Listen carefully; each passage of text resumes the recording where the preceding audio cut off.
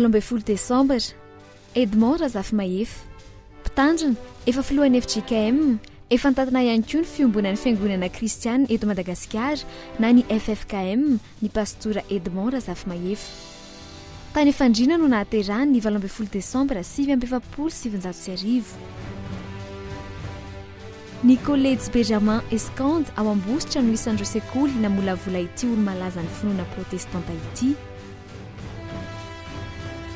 Niditra nianatra tao amin'ny collège théolojika Ivato Antananarivo ny taona 770. Nanohy ny fianarany tany Frantsa ny mpitandrina Edmond razafy mahefa tao amin'ny école préparatoire de théologie de Montpellier sy ny faculté de théologie protestante mari-pahaizana ambony mikasika ny théologie no azony tamin'izany. Tamin'ny fiverenany teto Madagasikara dia andraikitra maro no efa nitazony ity olo malaza iray ity. Nanao evangelistra tany Manoro, avy eo nitandrina ny fiangonana FJKM Ambohimanambola.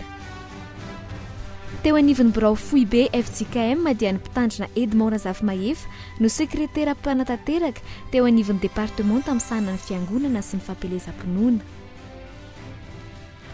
Teo amin'ny sehatra ny fampianarana dia efa talian'ny collège pastoraly tany Mandritsara izy ary nitantana ny collège théolojika tao Ivato.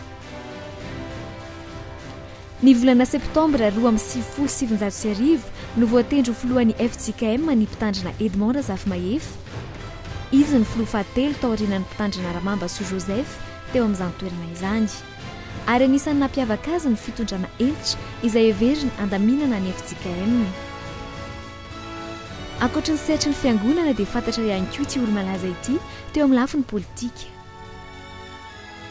Tao aorian'ny tolona nataony hery velona ny taona 1770 dia namoaka boky ny hery tsy mahaleo ny fanahy makasika izany tolona izany no mpitandrina Edmond razafy mahefa.